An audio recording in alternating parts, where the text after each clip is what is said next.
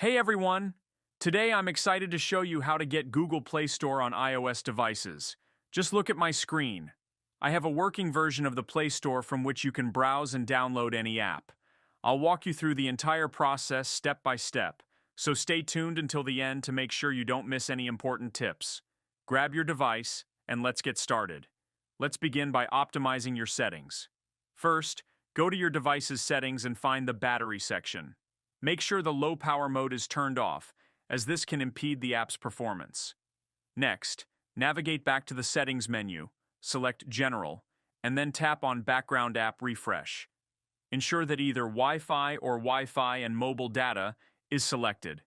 This setting ensures that the app can refresh its content in the background, which is vital for smooth operation. Once you have completed the initial checks, we can proceed. Open your browser and navigate to tweakoapp.com, a trusted site that hosts various modded applications.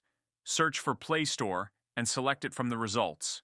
A detailed page will appear with information such as the number of downloads and community ratings.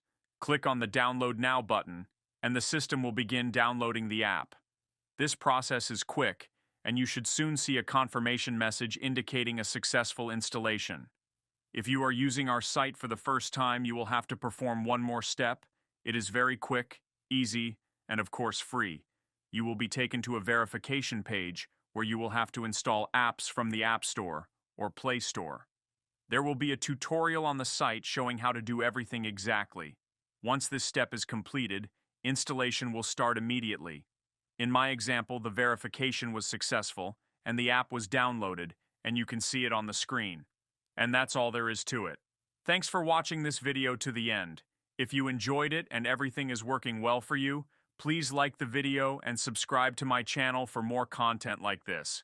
If you encounter any issues or have questions, feel free to leave a comment and I'll be happy to assist you. Thank you, and see you in my next video.